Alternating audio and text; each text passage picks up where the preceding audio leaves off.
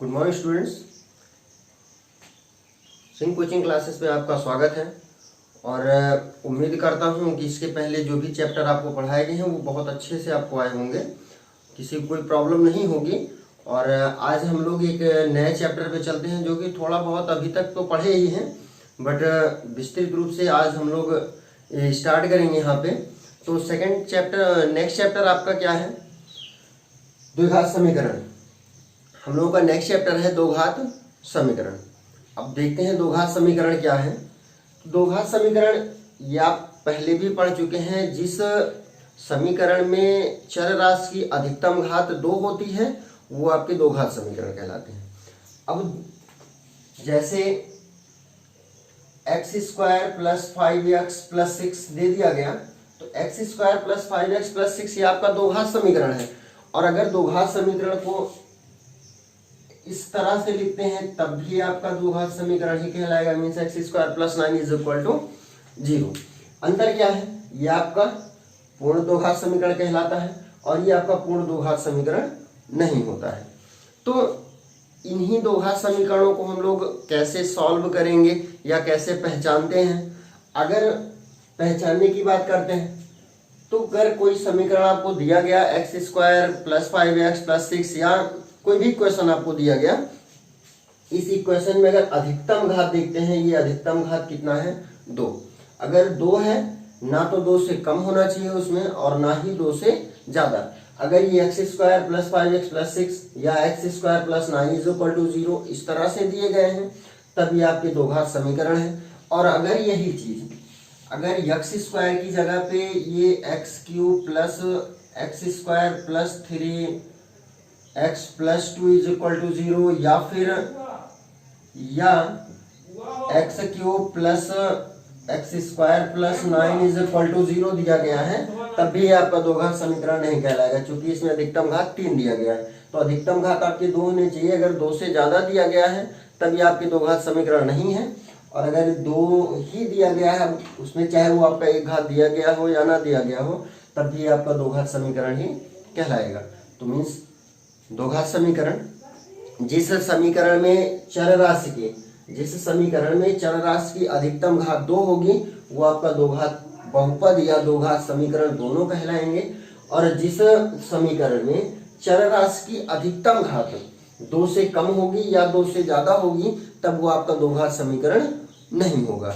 तो पहले एक्सरसाइज में आपको यही सब बताने हैं और थोड़ा सा देख लेते हैं दो घात बहुपद के शून्य कैसे हम लोग निकालते हैं, मीन्स इनके गुणनखंड करके या इनके मान कैसे निकालते हैं। तो अगर ये आपका बहुपद दिया गया कि x square plus 5x plus 6 is equal to 0, एक तो आप गुणनखंड करना जानते हैं कि गुणनखंड करके हम लोग कैसे निकालते हैं। 6 का गुणनखंड करते हैं, यानी 6 को ऐसी दो संख्याओं में तोड़ते हैं कि उनका योगफल 5 आ जाए और गुणनफल 6 आ जाए। इस तरह से अगर गुणनखंड कर लेते हैं तब भी आपका निकल जाता है इनके शून्य। तो देखिए एक्स स्क्वायर प्लस 6 को अगर हम लोग तोड़ते हैं तो देखिए 3 गुणे 2 अगर कर दें तो ये 3 और 2 का गुणा 6 और 3 और 2 को जोड़ते हैं तो 5। अब यहाँ पे ये डिसीजन लेना है कि जोड़ना है या फिर घटाना है। तो यहाँ अगर प्लस दिया गया, यहाँ का साइन चिन्ह प्लस दिया गया है तो ये जोड़ने पर आना चाहिए। अगर ये माइनस में दिया होगा तो घटाने पर आना चाहिए। तो चूंकि यहाँ पे दिया गया है प्लस, तो 6 को ऐसी संख्याओं में तोड़ेंगे कि वही संख्या का गुणा करें तो 6 हो और जोड़ा जाए तो 5। तो 3 दूना 6 और 3 2 5। इस 5 की जगह पे यही दो संख्या लिखेंगे 3 धन 2। अब यहाँ देखिए ब्रैकेट जब खोला जाएगा, 3 से x में गुणा करेंगे 3x, 2 से गुणा करेंगे 2x धन 6। ये दो पार्ट अलग कर लेंगे। यहाँ से अगर x कॉमन करते हैं तो ये बचेगा x धन 3 और यहाँ से अगर कॉमन करेंगे, देखिए 2 कॉमन हो रहा है, 2 कॉमन करेंगे तो x धन 3। अगर ये दोनों ब्रैकेट के बराबर आते हैं तब तो आपका गुणनखंड सही है। अगर ये दोनों बराबर नहीं आते हैं तो आपका गुणनखंड सही नहीं होगा। तो अब इनमें से देखिए x धन 3 यहाँ से कॉमन कर लें तो बचता है x धन 2 और बराबर 0। इन्हीं दोनों से एक को 0 के बराबर कर लेते हैं। तो जब यक्स धन 3 बराबर 0 करेंगे तो यक्स का आ जाएगा मान -3, और यहाँ से जब यक्स धन 2 बराबर 0 करते हैं तो यक्स का कितना आ गया मान -2। तो ये जो -3 और -2 आए हैं ये इस बहुपद या द्विघात समीकरण के शून्यक हैं। इस तरह निकालते हैं। दूसरा है कि अगर इस तरह नहीं निकालना चाहते हैं तो x² + 5x + 6 = 0। इसमें यक्स का मान आप खुद से चेक करते हैं रख करके कि ऐसा मान रखें जिससे इस पूरे बहुपद का मान 0 हो जाए। अगर इसमें यक्स का कोई मान रखने पर ये पूरा 0 हो जाता है तो जो मान रखने पर ये 0 बनेगा वो इस बहुपद का एक शून्यक होगा। तो देखिए अगर हम लोग x की वैल्यू पहले चेक कर लेते हैं, 2 रखते हैं तो 2 दूना 4, 2 पंचे 10 और ये 6, 10 6 16, 16 4 20, 0 नहीं हुआ मीन शून्यक नहीं। तो ऐसे ही मान आप खुद से रख के चेक करेंगे। जब -2 रखेंगे तो -2 का स्क्वायर 5 × -2 + 6 = 0, ये हो जाएगा 4 और ये 5 दूना 10 6। देखिए इन दोनों को अगर जोड़ते हैं 6 4 10 ऋण 10 आ गया 0, और जब 0 आ गया तो मीन्स -2 जो है इस बहुपद का एक शून्यक है। तो चाहे इस तरह से निकालेंगे या गुणनखंड करके निकालेंगे वो आपकी मर्जी होगी।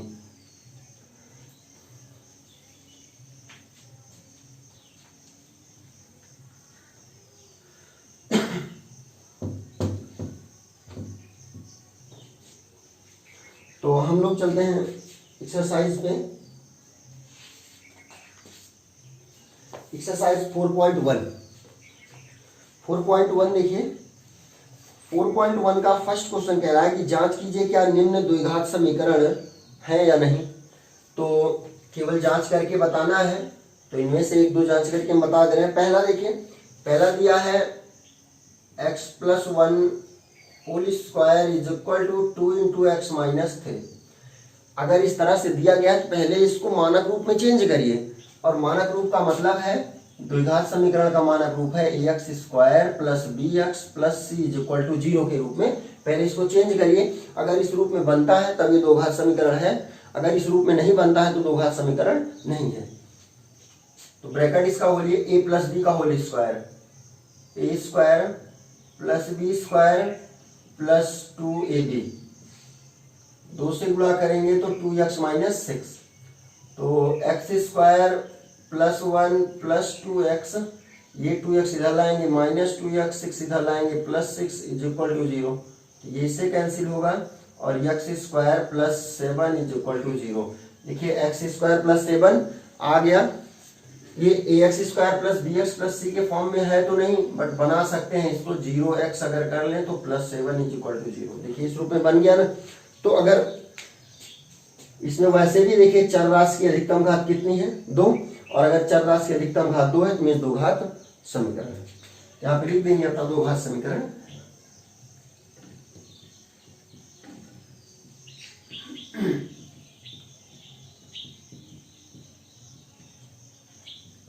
ऐसे ही एक और देख लीजिए, इसका सेकेंड पार्ट है x² - 2x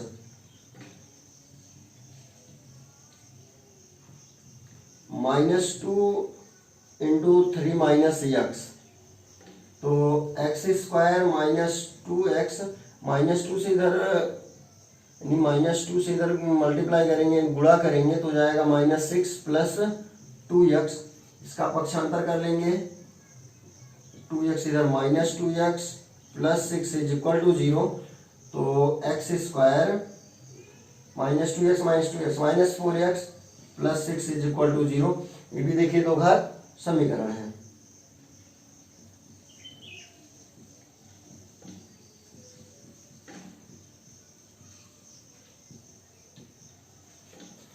तो इस तरह से इसमें जो है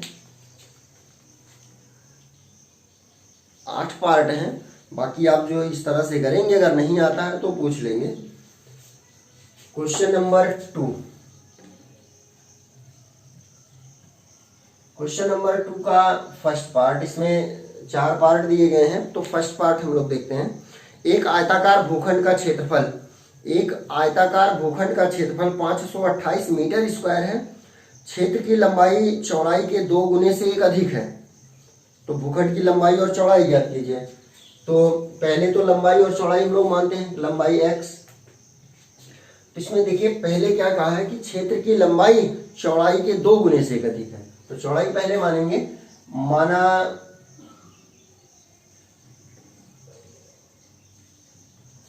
भूखंड की चौड़ाई बराबर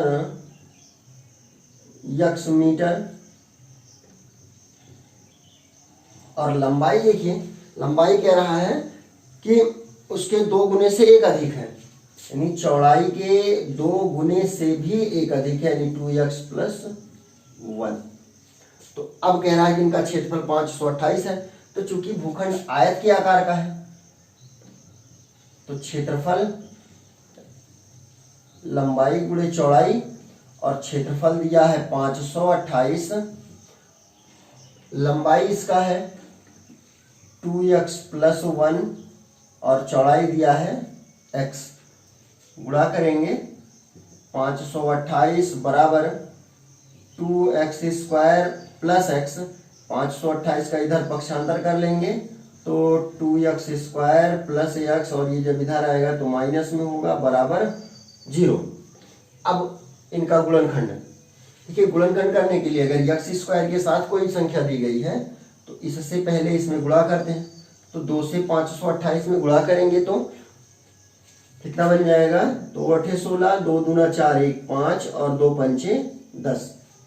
अब 1056 का ऐसा गुणनखंड चाहिए कि घटाने पर यहाँ पे देखिए x का गुणांक सिर्फ 1 है तो 1 आना चाहिए। तो 1056 का ऐसा गुणनखंड करिए। अगर नहीं आता है तो पहले इनका देखिए इस तरह गुणनखंड कर लेते हैं। 2 दूना 4, 2 छंग 12, 2 चौक 8, 2 एकम 2, 3 6, दूना 4, 2 छंग 12, 2 छंग 12, फिर 2 से 35। देखिए यही बन जाएगा 2 दूना 4, दूना 8, दूना 16, दूना 32। 32 और 33 का गुणा 1056, और 33 में से जब 32 घटाएंगे तो 1 आएगा।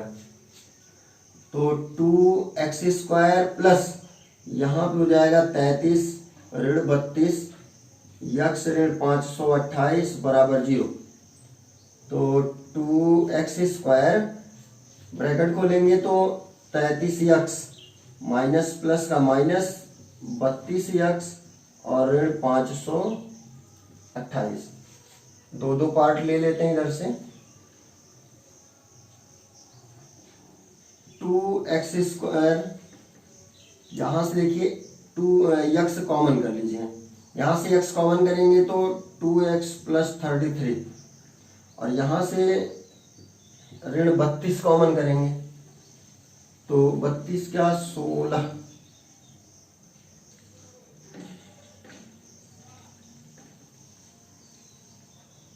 16 कॉमन होगा। 16 दूना 32 और माइनस कॉमन कर लेंगे तो प्लस, और 16 से इसमें जब भाग करेंगे तो 16 तिया 48, 4 52 और 16 तिया 48। तो देखिए दोनों ब्रैकेट बराबर हो गए। इस एक ब्रैकेट को कॉमन कर लेंगे 2x + 33 और बचेगा x ऋण 16। यहाँ से देखिए अब जब 2x धन 33 बराबर 0 करते हैं तो 2x बराबर ऋण 33 या x बराबर ऋण 33 बटे 2। तो चूंकि लंबाई या चौड़ाई ऋणात्मक नहीं हो सकती इसलिए इसको छोड़ देंगे, ये मान छोड़ दिया जाएगा, ये अग्राह्य कर दिया जाएगा। अग्राह्य का मतलब होता है छोड़ देना या त्याग देना। और दूसरा है x ऋण 16 बराबर 0, तो x बराबर हो जाएगा 16। अब ये धनात्मक आ गया, मीन्स x किसको माना गया, चौड़ाई। चौड़ाई कितनी हो गई 16, अतः चौड़ाई बराबर 16 मीटर और लंबाई जब निकालेंगे तो 2 गुणे 16, क्योंकि लंबाई है 2x धन 1, 2 गुणे 16 धन 1, 16 दूना 32 धन 1 और बराबर हो जाएगा 33 मीटर। मीन्स भूखंड की जो लंबाई है वो 33 मीटर और चौड़ाई 16 मीटर। सेकेंड पार्ट देखते हैं, क्वेश्चन नंबर 2 का सेकेंड पार्ट।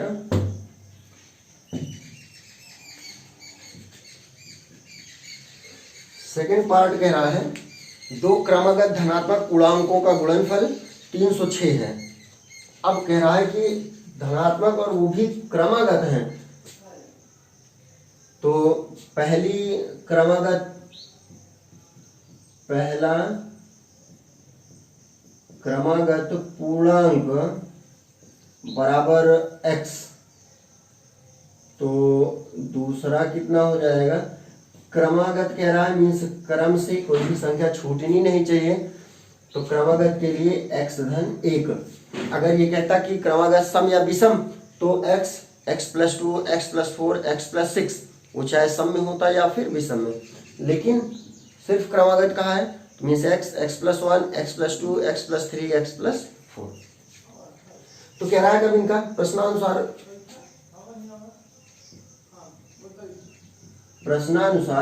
कह रहा है कि इनका गुणनफल यानी x धन 1 बराबर दिया है 306, तो गुणा करेंगे तो x² प्लस x, 306 को इधर कर लें तो माइनस में हो जाएगा -306।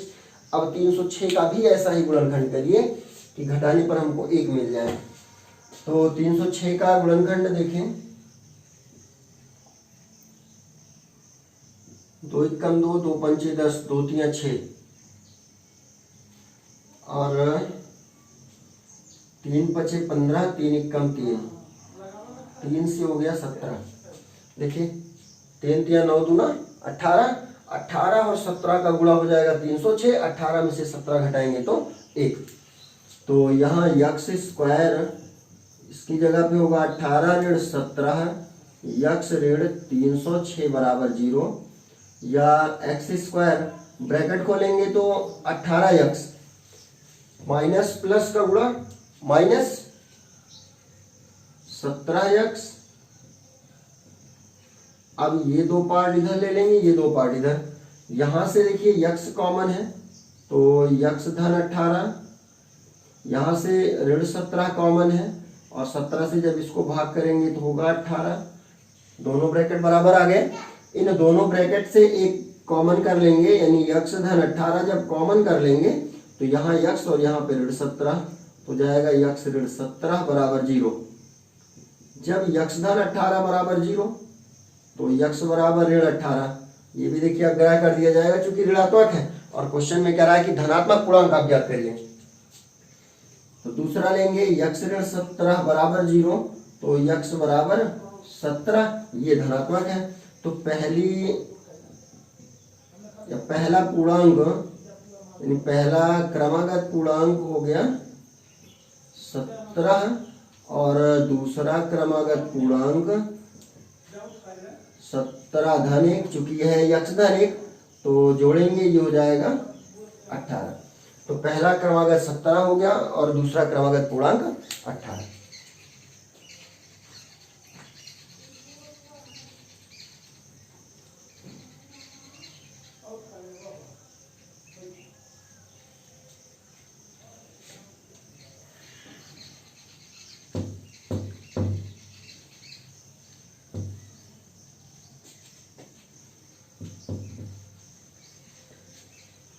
थर्ड पार्ट देखते हैं। थर्ड पार्ट है रोहन की मां उससे 26 वर्ष बड़ी है, उनकी आयु का गुणनफल अब से 3 वर्ष पश्चात 360 हो जाएगी, तो हमें रोहन की वर्तमान आयु ज्ञात करनी है। तो पहले मान लीजिए रोहन की आयु, माना रोहन की आयु बराबर x वर्ष, तो रोहन के माँ की आयु कह रहा है कि उसकी माँ उससे 26 वर्ष बड़ी है, मीन्स 26 वर्ष ज्यादा है तो x धन 26 वर्ष। फिर कह रहा है कि उनकी आयु का गुणनफल अब से 3 वर्ष पश्चात 360 हो जाएगी, तो 3 वर्ष बाद की पहले आयु निकालेंगे। तो 3 वर्ष बाद रोहन की आयु, अगर बाद का कहता है तो प्लस, पहले का पूछता है तो माइनस। और 3 वर्ष बाद माँ की आयु यक्ष धन 26 धन 3, ये हो जाएगा यक्ष धन 29 वर्ष। अब प्रश्नानुसार देखिए, प्रश्नानुसार कह रहा है कि इनकी आयु का गुणनफल कितना है, 360 है। तो आयु का गुणनफल निकालिए, यानी यक्ष धन 3 और गुणे यक्ष धन 29 और बराबर है 360। तो गुणा करेंगे यक्ष यक्ष का गुणा एक्स स्क्वायर, यक्ष से 29 में गुणा करेंगे 29 यक्ष, फिर 3 का गुणा करेंगे 3 यक्ष और 3 से इधर गुणा करेंगे 3 और 27, 3 दूना 6 2 8। मीन्स पहले यक्ष से दोनों में, फिर 3 से दोनों में गुणा कर लिया गया। और 360 को इधर कर लेंगे, माइनस में हो जाएगा एक्स स्क्वायर, इनको जोड़ेंगे 29 और 3, ये हो जाएगा 32 यक्ष। और 360 से जब हम लोग 87 को घटाएंगे तो 10 से 7 घटाएंगे आएगा 3 और यहाँ बचता है 5, 15 से 8 गया 7 और ये बचता है 2 बराबर 0। अब 273 का ऐसा गुणनखंड करिए, 273 का गुणनखंड करिए कि घटाने पर 32 आ जाए। तो देखते हैं कितना बनता है, 3 और 27, 3 एकम 3, 7 से हो जाएगा 13। तो अगर इनका गुणा करते हैं तो ये बन जाएगा 7 या 21, 21 से अगर हम लोग 13 को घटाते हैं तो 21 से 13 घटाएंगे तो 32 बनेगा नहीं। और कुछ देखिए, 13 किया 39 और 7 का गुणा हो जाएगा 273, 39 से 7 घटाएंगे तो आएगा 32। तो एक्स स्क्वायर इसकी जगह पे हो जाएगा 39 ऋण 7 यक्ष ऋण 273 बराबर 0, या एक्स स्क्वायर ब्रैकेट खोलेंगे तो 39 यक्ष, 7 से गुणा करेंगे तो प्लस माइनस का गुणा माइनस और 7 यक्ष ऋण 273 बराबर 0। यहाँ से देखिए यक्ष अगर कॉमन कर लेते हैं तो यक्ष धन 39, यहाँ से ऋण 7 कॉमन करेंगे तो यक्ष धन 39, क्योंकि 7 से जब इसमें भाग कर देंगे 39 हो जाएगा। एक्स धन 39 कॉमन है, इनको कॉमन कर लेंगे और एक बचेगा क्या, x माइनस 7। जब x प्लस 39 बराबर 0 तो x इज इक्वल टू ऋण 39 और यक्ष ऋण 7 बराबर 0 तो यक्ष बराबर हो जाएगा प्लस 7। इस रोहन की आयु कितनी हो गई, 7 वर्ष। तो अतः रोहन की आयु बराबर 7 वर्ष। और यही हमको निकालना था, केवल रोहन की आयु। और नेक्स्ट इसका और लास्ट पार्ट है चौथा। एक रेलगाड़ी 480 किलोमीटर की दूरी समान चाल से तय करती है। यदि इसकी चाल 8 किलोमीटर प्रति घंटा कम होती तो वह उसी दूरी को तय करने में 3 घंटे अधिक लेती। तो हमें रेलगाड़ी की चाल याद करनी है। तो पहले मान लीजिए, माना रेलगाड़ी की चाल,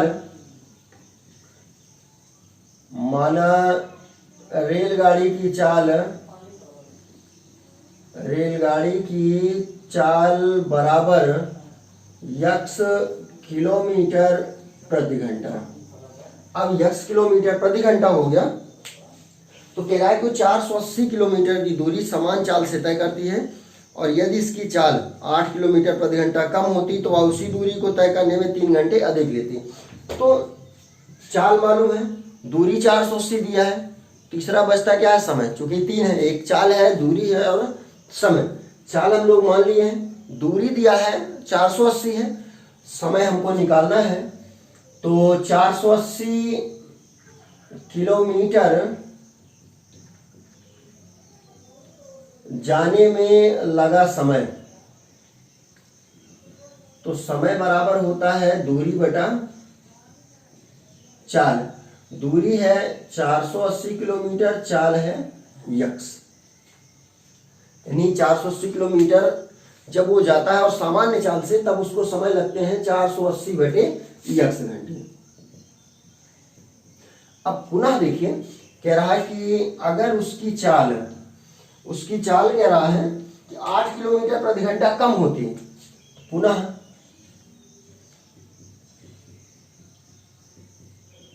रेलगाड़ी की चाल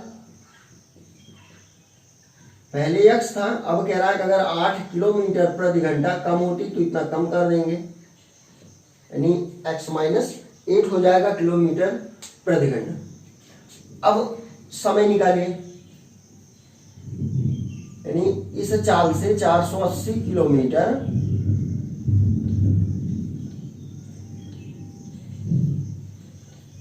जाने में लगा समय, दूरी बटा चाल, यानी x ऋण 8 घंटा।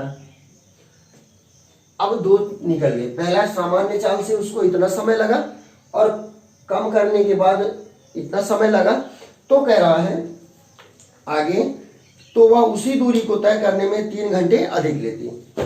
यानी जब इससे जा रही थी जो समय लगता, कम करने के बाद जो समय लग रहा है ये 3 घंटे ज्यादा लग रहा है। तो प्रश्नानुसार इनके समय में अंतर कितना है? 3 घंटे का है। और जब चाल कम कर देंगे तो समय ज्यादा लगेगा, मीन्स समय ये ज्यादा है, और चाल ज्यादा होगी तो उसकी समय कम होगी। मीन्स अगर वो ज्यादा तेज चलेगा तो कम समय लगेगा, और अगर स्लो चलता है, धीरे चलता है तो समय ज्यादा लगेगा। मीन्स ये समय ज्यादा है, इसमें से इसको माइनस करेंगे, यानी दोनों का अंतर है। तो 480/x ऋण 8 में से 480/x घटाएंगे तो बराबर आ जाएगा 3 घंटे, यानी 3 घंटे उसको ज्यादा लगे। अब एलसीएम ले लेंगे, x से इधर गुणा कर लें, जैसे भी घटा सकते हो। इससे इधर गुणा करेंगे तो 480x माइनस माइनस प्लस, 8 × 64, 8 × 4 32 और 6 38,